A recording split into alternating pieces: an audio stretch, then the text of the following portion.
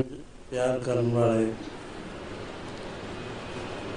इन्होंने सारिਆਂ ਨੂੰ मैं अपनी ही आत्मा जान के नमस्कार करना।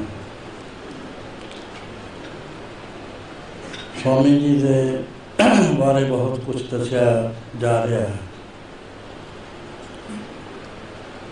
गुरु नानक पातशाह का यह मत है कि संत के बारे कोई कुछ भी नहीं कह सकता। वो किड्डे वड्डे सी, उन्होंने की महिमा सी। साढ़े भारत वर्ष में वेद सब तो उत्तम ईश्वरी बाणी माननी है,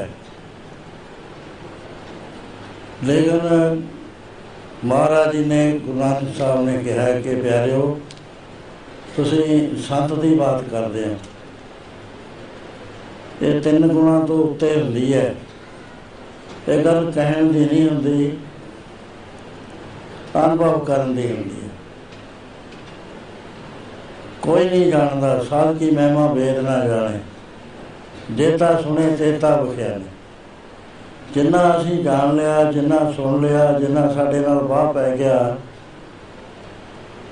मैं पंजाबी बोलता, हिंदी बोलने की कोशिश करता। जितना हमारे से वाह पड़ गया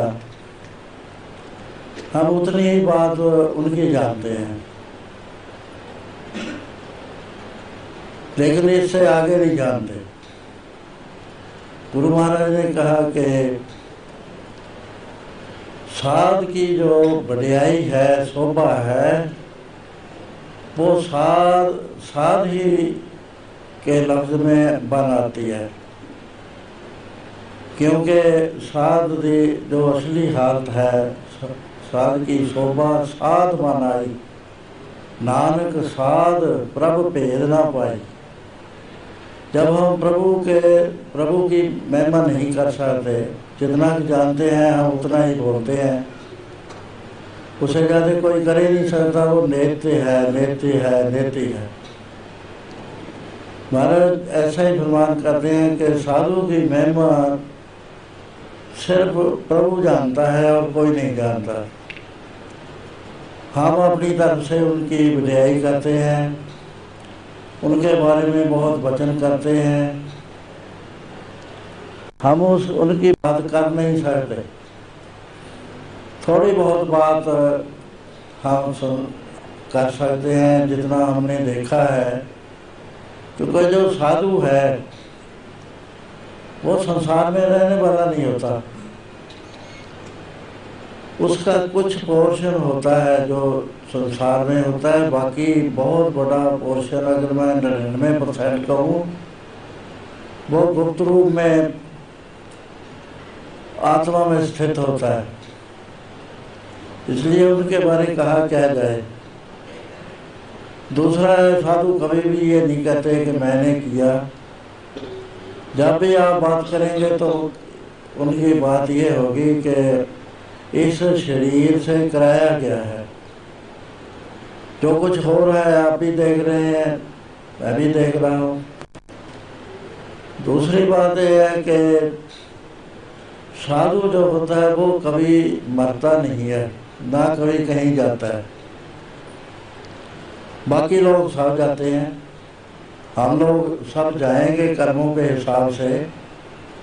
कोई स्वर्ग में जाएगा, कोई गंधर्व लोक में जाएगा, कोई देव गंधर्व लोक में, कोई इंद्र लोक में, कोई स्वर्ग लोक में, पितर लोक में, कर्ण देव लोक में, जान देव लोक में, प्रजापति वर्ण लोक और शिव लोक वैकुंठ धाम में जाएगा। हम जाएंगे और आएंगे, लेकिन जो साधु होता है वो जाता नहीं कहीं भी। इस बात को ही समझना जो है ना बड़ा मुश्किल है। अभी साधु जाता क्यों नहीं? साधु मैं पहले बता चुका हूँ कि जो साधु होता है उसका और प्रभु का कोई फर्क नहीं होता। वो प्रभु ही होता है उस स्वरूप में। देखने को हम कहते हैं अभी ये वेद भारती जी हैं, ये स्वामी जी हैं, ये फलां हैं, ऐसी बात है नहीं। जिनको नहीं पता वो हिस्ट्री भी लिखेंगे, उनकी बात भी करेंगे, महाराज कहते हैं कि वो ब्रह्म ज्ञानी साध जीव है, नहीं मरता। जो मरता ही है नहीं है, फिर उसकी गैरहाजिरी तो हुई ना। दो हिस्से होते हैं। अगर आपने स्वामी जी के दर्शन करने हैं, आप बड़े आराम से कर सकते हो। पहले उनके दर्शन बहुत छोटे थे, आज उनके जो अगर आप दर्शन करना चाहते हो, हर जो भी, मैं भी हूँ, आप भी हूँ, हम दो, हमारे दो हिस्से हैं बड़े जबरदस्त। एक तो जो आपको नजर आ रहा है वो 5 तत्वों का बना हुआ, 25 प्रकृतियों का बना हुआ एक बहुत ही आलीशान इंस्ट्रूमेंट है जिसको हम बॉडी बोलते हैं। एक वो हिस्सा है जो जब बीच में रहता है तो बॉडी हरकत करती है, बाद में बॉडी खत्म हो जाती है, लेकिन बॉडी भी कहीं नहीं जाती। उसके जो 5 तत्व हैं वो 5 तत्वों में समा जाते हैं। और जो वो आत्मस्वरूप है वो तो आना जाना सवाल ही नहीं। ओ नशी भिनसत नाहे, ना को आवे ना को जाए, गुरबुरे हमें वाल खोई, कौ नानक परमगत होई। एक केवल इल्यूजन है, इग्नोरेंस है, जिसकी वजह से हमें साधु आते जाते नजर आते हैं। साधु किसी कर्म के वश नहीं आते, उनको भेजा जाता है। वो पारब्रह्म परमेश्वर ही उनके रूप में संसार में प्रकट होते हैं। अपनी श्रद्धा की बात है, अगर श्रद्धा पूरी हो तो बहुत बड़ा गेन होता है, अगर श्रद्धा कम है तो नहीं होती। आप में बहुत सारे स्वामी जी को अपना गुरुदेव मानते हैं। महाराज कहते अगर गुरुदेव मानते हो तो आप ये भी नोट करो, समुद्र बरोल शरीर हम देखा, एक वास्तव रूप दिखाई, गुरु गोविंद गोविंद गुरु है, नानक भेद ना पाई। जो गुरु है उस गोविंद में कोई फर्क नहीं है। स्वामी जी कहीं नहीं गए, हम सुनते हैं अभी चले गए। उनका जो मटीरियलिस्टिक रूप था उसका पोर्शन कुछ आप देख सकते हो। इस बिल्डिंग के बाहर खड़े हो जाओ, इस हॉस्पिटल के बाहर खड़े हो जाओ, वो 5 तत्व का ही है। ये 5 तत्व की बनी हुई बिल्डिंग है, काम कर रही है, कितना इसमें परोपकार हो रहा है, बच्चे पढ़ रहे हैं, हॉस्पिटल में इलाज हो रहा है, वो कन्वर्ट हो जाता है। वही तत्व जो है इसके साथ लगाव हो जाता है। वो हमें ये बिल्डिंग का प्यारी लग रही है क्योंकि स्वामी जी का दर्शन हो रहा है इसमें। जो दूसरा हिस्सा है उसको समझना थोड़ा मुश्किल है क्योंकि भावना बनती नहीं है। अगर वो देखना है तो वेद भारती जी में देख लो, उनको आपको नजर आ जाएगा। वो गए नहीं है, वो काम होते हैं, वो चलते रहते हैं, आगे के आगे चलते रहते हैं। स्वामी जी से मेरी बहुत बातचीत हुई, वो पता नहीं उनको कैसे, मैं तो कहता नहीं। अगर मैं आप बोली में बोलूँ तब कोई गलतफहमी हो गई, मेरे को इतना उन्होंने मान लिया। मैंने कहा मैं तो कुछ कहा नहीं, आप ये बात क्यों कहते हो? वो कहने लगे आप मेरी आंखों से देखो, क्योंकि मैं तो आज तक नहीं माना। वो जो है ही नहीं उसकी बात क्या करनी है। स्वामी जी ने जो काम दुनिया में किए हैं, अगर हम उनका लिखने लगे नहीं लिख सकते। उनके हरेक की तय में इतना बड़ा राज है जो हम बता नहीं सकते। मैंने थोड़ा सा लिखा है, आत्ममार्ग लेकर पढ़ो इस महीने का। भाई उनके एक एक बात से कितनी बातें जिनमें हम कंफ्यूज हो रहे से खुल गई। अगर हम अपनी ही बात करें, गुरु नानक साहब कुरुक्षेत्र में गए हुए थे, वहां एक बात चल रही थी, वो बात थी मांस की। वे नहीं खाना चाहिए। गुरु महाराज कहने लगे सब लोग खाते हैं, कोई यज्ञों में खाता है, कोई वेतर जान के, कोई बहुत उन्होंने बड़ा दृष्टांत दिए वहाँ। लेकिन जो असली बात है उसकी तरफ नहीं आ रहे, खाने की बात कर रहे हो, ज्ञान दान की बात नहीं कर रहे। उस वक्त गुरु नानक साहब के पास एक राजा आया हुआ था, वो हरण मार के लाया था। तो उन्होंने कहा भाई इसको पतीले में रख दो, देगे में रख दो। धुआं निकला, सारे रौला पड़ गया, भी कौन आ गया। जो ग्रहण के मौके धुआं निकल रहा है, सारा मेला वहाँ ही आ गया, क्योंकि उनका अपना ढंग था आकर्षित करने का। तो जब बातचीत हुई उस वे सबसे श्रोमणी जो विद्वान था, उसका नाम नानू था। वो कहता था मैं ही हूँ नानक, जो कलयुग के आधार के लिए है। लेकिन जब बात हुई उनकी, उसको मानना पड़ा, वो कन्विंस हो गया। तो गुरु नानक ने कहा भाई लंगर तैयार है, खाना खा कर जाओ। कहते हम तो वेजिटेरियन हैं। तो यहाँ तो एक हरण रिंदा जा रहा है। वो कहते नहीं आप बैठो। सारे बैठ गए। तो उसमें जब बांटने लगे तो वो प्रसाद आ रहा है, खीर आ रही है। सब लोग हैरान हो रहे। इस बात ने हमारे जो इतिहास है ना, मैं ये बात तब कर रहा हूँ कि कन्फ्यूजन कितना था।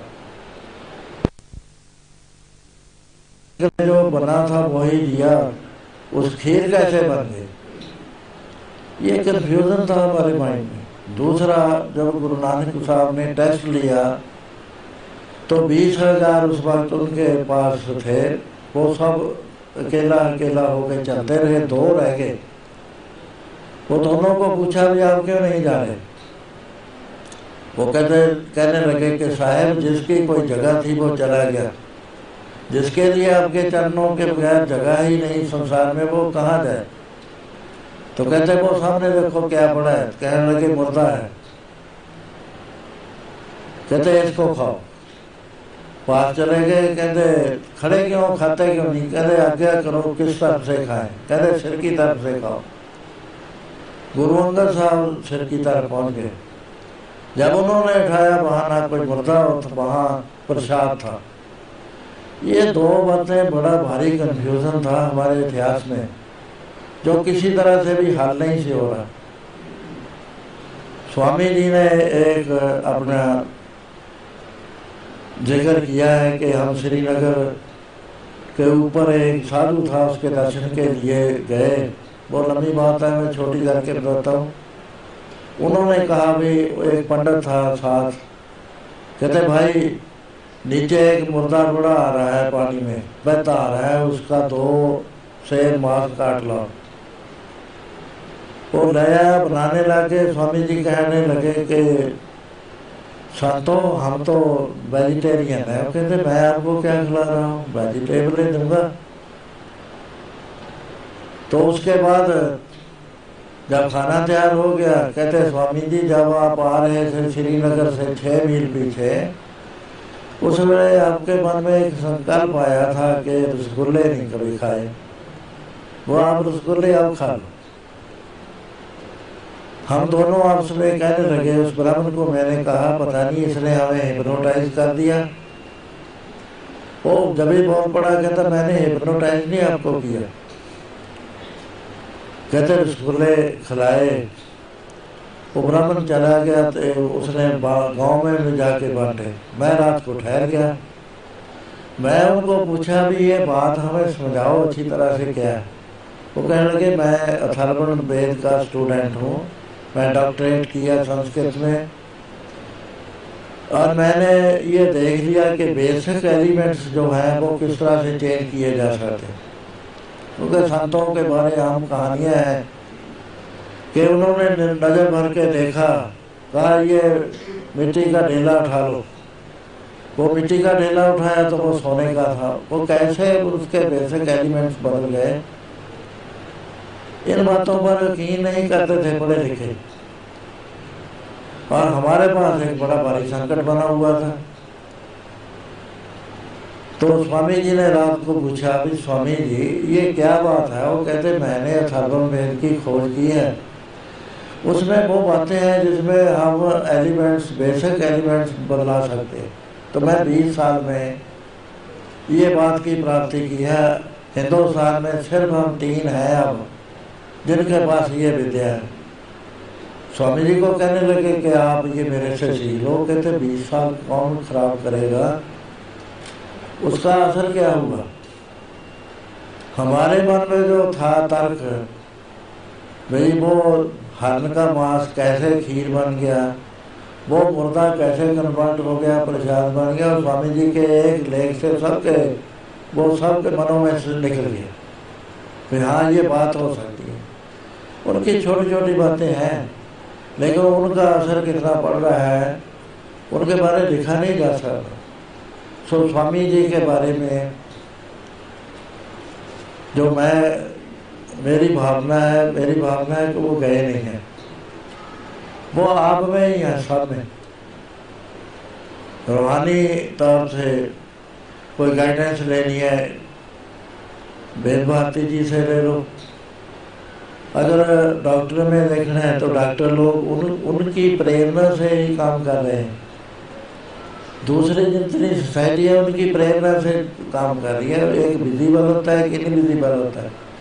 स्वामी जी आपके साथ हैं, ऐसे निश्चय में रहो। क्यों उनसे ताल्लुक क्यों तोड़ते हो? ये कहते हो भी वो चले गए, कहाँ गए? कहीं भी नहीं गए, वो आपके बीच में है, आपको प्रेरणा दे रहे हैं। ये जो कट हुआ है ये भी उनकी ही प्रेरणा है। सो ऐसी भावना से अगर यहाँ काम चलेगा तो स्वामी जी बीच में आएंगे। अगर उनसे रिश्ता टूट गया तो माया आ जाएगी।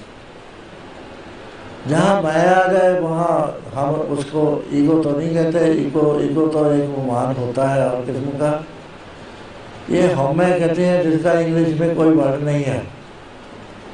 जब वो आती है वो काम क्या करती है, वो तोड़ देती है, गुरु से भी तोड़ देती है, परमेश्वर से भी तोड़ देती है। वो इंडिविजुअल हो जाता है, एक से अनेकता में कन्वर्ट हो जाता है, फिर नहीं काम चलता। जब तुम आप उनको हर वक्त हाजिर देखेंगे, अपने इर्द गिर्द देखेंगे, ऐसे निश्चय में आओगे तो स्वामी जी ही काम करते आपको नजर आएंगे, दूसरा नहीं आता। जब आप कहेंगे कि मैं कर रहा हूँ, फिर स्वामी जी नहीं आएंगे, फिर आप ही करेंगे। उसमें क्या होगा? उसमें वो हमें आने से अलहदगी आ जाती है। अलहदगी आने से आपस में कंपटीशन चल पड़ता है। एक दूसरे से कोई प्यार करता है, वो कहते हैं इनका ग्रुप बन गया, दूसरा दूसरी तरह से चलेगा। क्योंकि वो होया गया, एक परछावा आ गया, एक गलत चीज आ गई।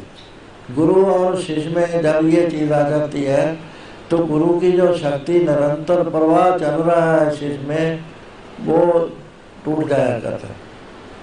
सो स्वामी जी ने जो बहुत बड़ा उपकार किया है दुनिया पर, उनमें से जो ना भूलने वाला है वो है कि आप रतवाड़ा साहब आए, मेरे से बातचीत हुई, वो लेक्चर दे रहे थे। ये कहते हैं मल्होत्रा साहब के 2 लाख सुन रहे थे, क्योंकि 1000 फुट लंबा, 350 फुट चौड़ा पंडाल था, 7 लाख तक 300 फुट लंबा, 180 फुट चौड़ा लंगर का पंडाल था। उसके बाद बहुत सारी जगह थी, 2 मील का रास्ता भरा हुआ था, 2 मील तक लाउड स्पीकर लगे हुए थे ताकि एक अक्षर भी ऐसा ना रह जाए कोई आदमी सुन ना सके। पिन ड्रॉप साइलेंस थी इतनी होते हुए। तो स्वामी जी बोल रहे थे, उनका कितना प्यार था संगतों में वो मैं बता नहीं सकता। जब मेरे साथ वो बोलने के बाद चले तो पूरा 1 लाख आदमी उठ के खड़ा हो गया उनके दर्शनों के लिए। स्टेज वाले कहते ही रह गए, नहीं ऐसे नहीं, बैठे रहो, कोई बिना बैठे सब उनके दर्शन करें। एक तरह से वहाँ जितनी भी संगत आती है वो ऐसे ही पूछते हैं, इस बार वेद भारती जी ना आए, स्वामी जी ना आए, तो बहुत ऐसे निराशा आई भाई स्वामी जी नहीं आए, उन्होंने तो आना था, वेद भारती जी ने आना था। उनकी प्रेजेंस मानी गई। दूसरी बात ये जो बड़ा ये होया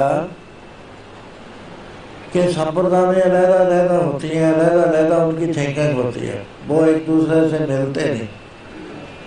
उनका मेरे पास आना लाखों आदमियों को, श्रोतों को अपने वचन सुनाने, उसे हुआ कि ये दीवार थी वो टूट गई।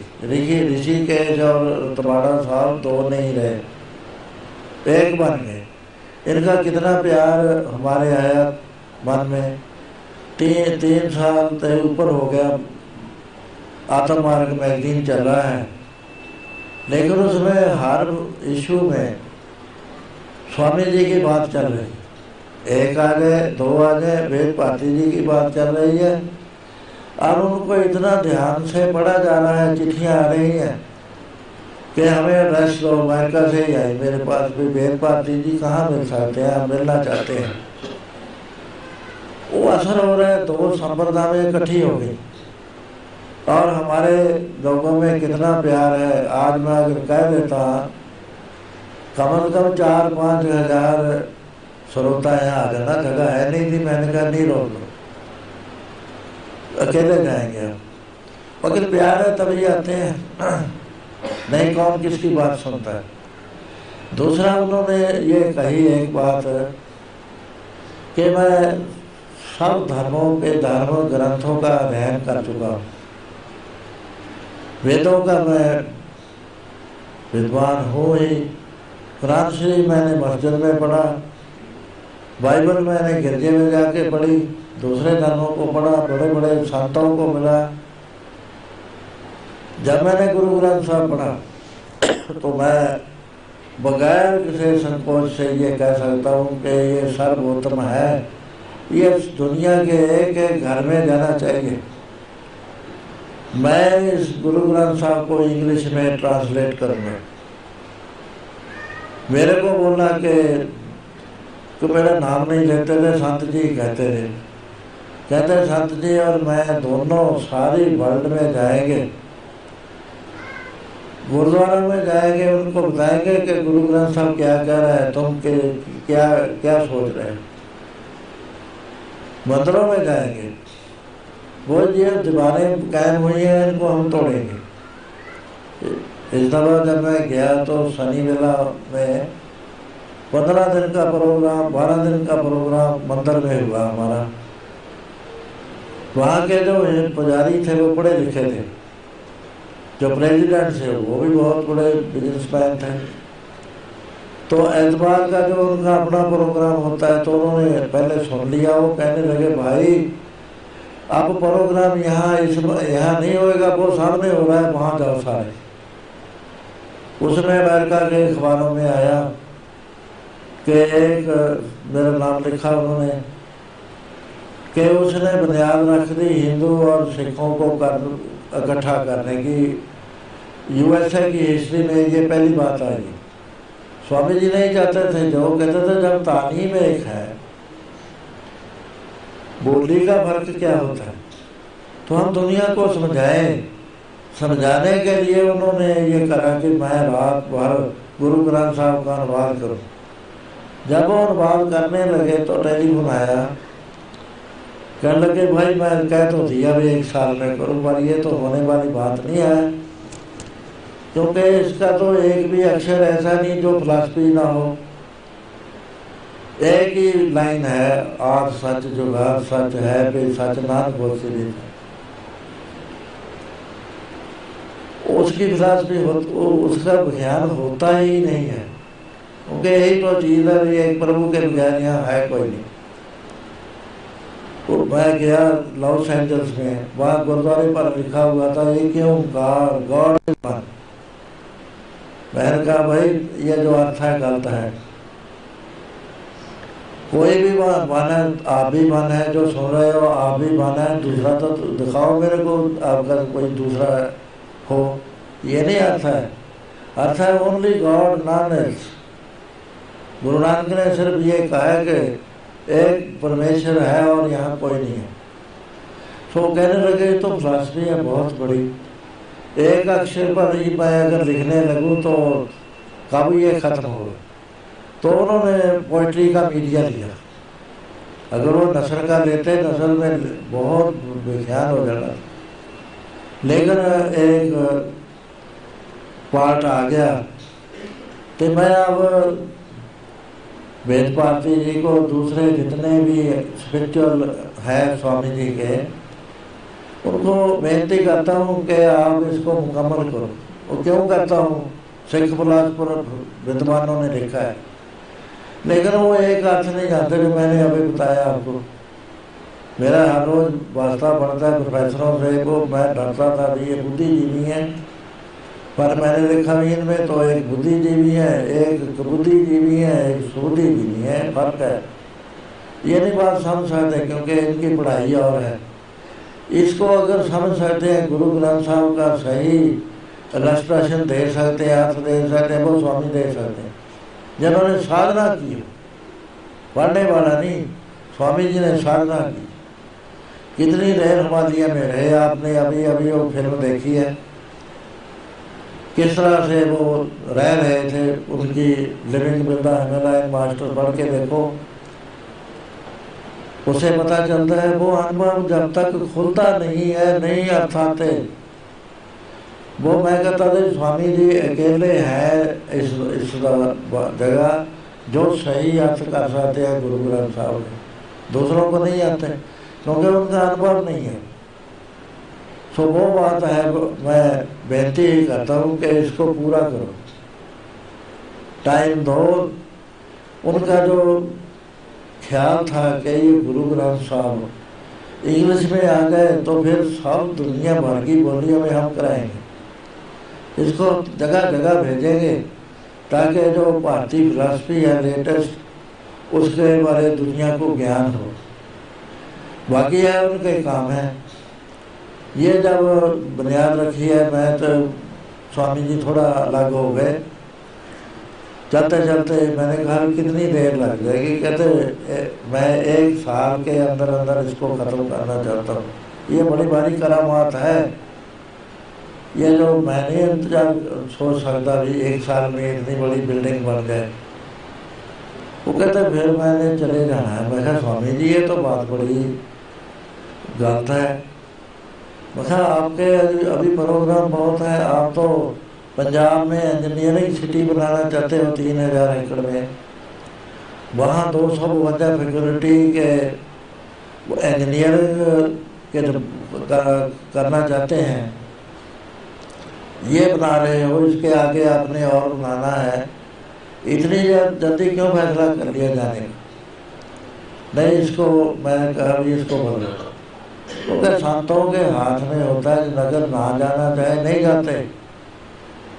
महाराज कहते हैं गुरमुख आवे जाए संग, जिसको गुरमुख पदवी, ब्रह्म ज्ञान की पदवी, जिसको जो रियलाइजेशन में कोई शक नहीं रखता, अपना आप त्याग के प्रभु का रूप हो गया, उसको बहुत नहीं कोई भी चीज़ होती।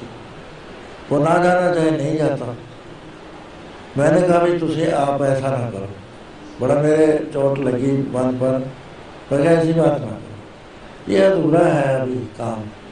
कहते नहीं बहुत कर लिया, मेरा जी नहीं करता अभी मैं और ठहर। वैसे वो टाल गए कि हाँ वो बनाना है, वो बनाना है। मगर आपने जो बात कर दी ना, 7 वचन अटला था, साधु का वचन किया हुआ कभी अंथा नहीं जाता। आप तो जाएंगे। उसके बाद मेरे को कहा भी मैं समागम में आऊँगा। मगर बिल्कुल गलत, आप नहीं आएंगे। कहते मैं आऊँगा, मगर नहीं आएंगे। आपने वो बात जो कह दी वो बात टाल नहीं सकती, वो आनी है। हमारा समागम बाद में आता है, तो आपका साल पहले आ जाना है। ये हमारा दिलवाने को आप बात कह रहे हैं। कह नहीं नहीं मैं आने की कोशिश करूँगा। स्वामी जी नहीं आ सकते। अखिर जिस बात स्वामी जी वहाँ गए और मल्होत्रा साहब के ग्रेड में ठहरे हुए थे, वहाँ चीफ मिनिस्टर आया और लीडर आया, वो 1-1 मिनट में तो चला कहा भी जाओ। मैं जो बीबी जी आए जिनको वो माँ कह के बुलाते थे, वो कहते ये 3 जन्म पहले मेरी माता थी, आप मेरे को फिर मिल गई, माँ जैसा ही प्यार कर। वो बैठे हैं, मैं भी बैठा हूँ। बीबी जी बैठे हैं, पता नहीं उनके मन में क्या आया, उठ के जाके स्वामी जी का ऐसे ऊपर से बाजू डाले, उनका जो मस्तक था ऐसे उठार लगा, उनका आंखों में आंसू जा रहे थे। तो मैंने स्वामी जी को देखा तो वो भी आंसू ऐसे पूछ रहे थे। वो क्या बात थी? वो एक प्यार की इंतहा थी। प्यार के मुकाबले में जो भगवान है वो भी कुछ नहीं कर सकता, हेल्पलेस होता है। भक्ति ये कहते हैं कि हे भगवान, हम तो छूट गए आपकी आराधना करके, अब आप बताओ कि आप हमारे प्यार से कैसे छूट जाओगे? कोई है आपके पास तरीका? सबको तेरे बस अगम गोचरा, तू भक्ता के बस भक्ता तान तेरा। तो मैंने देखा भी, देखो वात्सल प्यार कितना बड़ी शक्ति रखता है। वो योगी है, परम ज्ञानी है, लेकिन वो प्यार को महसूस करके उनके भी आंखें गीली हो गई। सो इस तरह से स्वामी जी के बारे में मैं बहुत सारी बातें तो कहनी नहीं, क्योंकि मैंने भी जाना बहुत दूर। वो तो उनके प्यार से, इनके प्यार से डॉक्टर साहब जाते हैं, आप सारे प्यार करते हो, तो यहाँ मैं आपके दर्शन के लिए आया हूँ। तो एक दो बातें मैं कहता हूँ कि जो काम यहाँ करने वाली कमेटी है, मेरा विश्वास है भी उसमें सब डेडिकेटेड पर्सन है जो उनको प्यार करते थे। ये कभी भी मन में ना लो कि वो स्वामी जी चलेंगे, उनको देखो कि हमारे साथ है, हमारे अंदर जो प्रेरणा उठ रही है वो उठा रहे हैं। जो दूसरे हैं, साधु हैं, वो उस मंजिल को प्राप्त करो जिस मंजिल पर वो गए हुए थे, पहुंचे हुए थे। दूसरों को चढ़ाओ, जिम्मेवारी संभालो। वेद भारती जी के सिर पर बहुत बड़ी रूहानी गाइडेंस की जिम्मेवारी है। अपने शरीर को मजबूत करें, हर संभाले। रूहानियत के बगैर दुनिया नहीं चला करती कभी भी। जब तक स्पिरिचुअल हस्ती किसी कमेटी में, किसी देश में, किसी कौम में ना हो, वो कुछ भी नहीं होता, आदमियों का इकट्ठ होता है। सो यहाँ डेडिकेटेड पर्सन है। कितने प्यार से डॉक्टर वहाँ 12,000 के करीब मरीज वहाँ देख लेते हैं 3-4 दिन में, थकते नहीं है, अकते नहीं है, किसी खर्चे से नहीं डरते। तो जब हम उनको दे दिया सबको स्वामी जी को, फिर इस काम को इतना आगे ले जाओ। ले जाना तो उन्होंने है, लेकिन क्रेडिट आपको मिलेगा। सो मैं तो इतनी ही बेनती करता हूँ, सबको नमस्कार करके छुट्टी मांगता हूँ। आप आगे नहीं।